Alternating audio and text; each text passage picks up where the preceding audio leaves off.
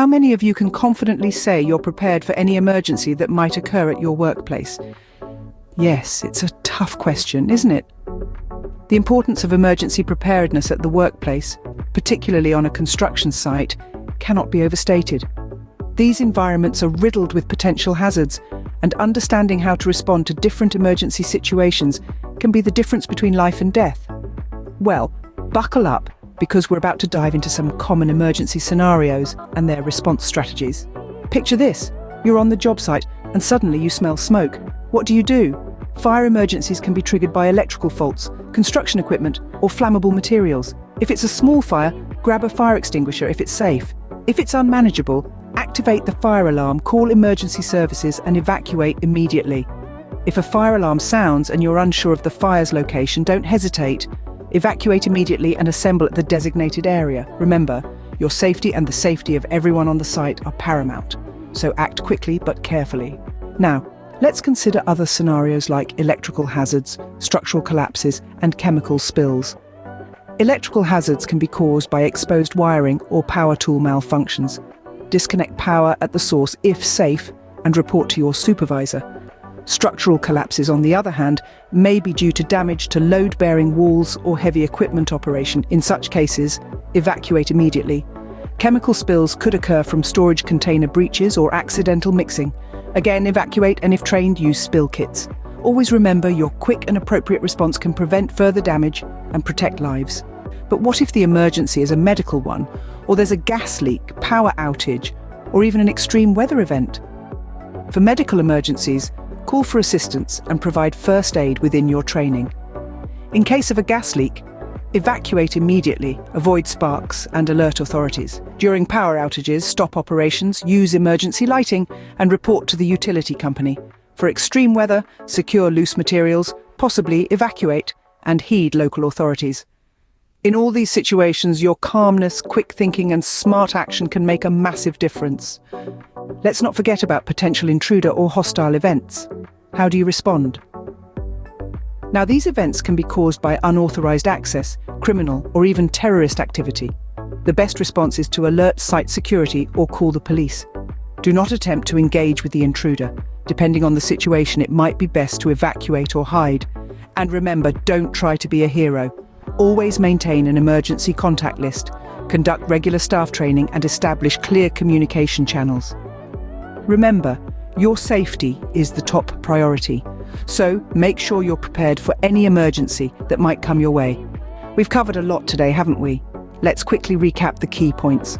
Always report emergencies, big or small, to your supervisor. Know your response strategies for fire emergencies, electrical hazards, structural collapses, and chemical spills. Be ready for medical emergencies, gas leaks, power outages, extreme weather events, and even intruders. Regular training, clear communication, and having an emergency contact list are crucial. The bottom line is safety first, always. Stay alert, stay prepared, and stay safe. Thank you for your time, and remember, your safety is your responsibility. Ever wondered what it takes to create a safe construction site within an existing building? Today we're going to delve into the safe work procedure that ensures everyone's safety during construction activities. The potential hazards in such a scenario are numerous and varied, from dust and debris caused by drilling and demolition, to electrical hazards, structural instability, chemical exposure, and even noise pollution. There's also the risk of slips, trips, and falls, issues with confined spaces, the presence of asbestos or lead paint in older buildings, and the danger of falling objects. The first step to mitigating these risks is a thorough site assessment to identify potential hazards. Once the risks are known, dust control measures such as extraction and suppression methods are put into place, along with proper ventilation. Electrical safety is paramount, which means isolating circuits before starting any work. Structural safety isn't far behind, and it's always wise to consult a structural engineer and use appropriate shoring to protect the integrity of the building. Chemical safety involves opting for low-VOC materials and providing necessary personal protective equipment, or PPE, like respirators. Noise control measures such as noise reduction tools and hearing protection help tackle noise pollution. Good housekeeping is crucial. Maintaining clean, unobstructed work areas helps minimize hazards. If there's asbestos or lead paint present, only trained personnel should handle their removal. Elevator shafts must be secured with only trained personnel allowed access, and safety measures must be used at all times. Training and use of PPE are vital, as is familiarizing workers with emergency protocols and first aid access. General safety rules include maintaining clear walkways and work areas, wearing appropriate footwear, using specified PPE for hazards, adhering to safe practices and management directives, and promptly reporting incidents, unsafe conditions, and near misses. IRIS Construction Management enforces discipline to comply with safety regulations, with infractions leading to escalating disciplinary actions, all documented in the employee's file. Workers have the right to know about workplace hazards, participate in health and safety discussions, refuse unsafe work if their health and safety are at risk, and not face discrimination for raising safety concerns.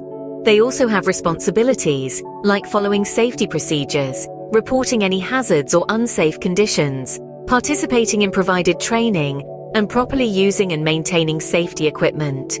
In summary, creating a safe work environment within an existing building involves a comprehensive process that includes risk assessment, implementing safety measures, training, and adherence to safety rules.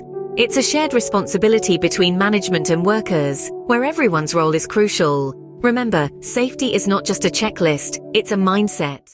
Ever wondered how important tool safety is on construction sites? Well, let's dive into it. The purpose of the tool handling, storage, and tag-out system procedure is to ensure safe handling, storage, and management of tools at IRIS Construction Management sites.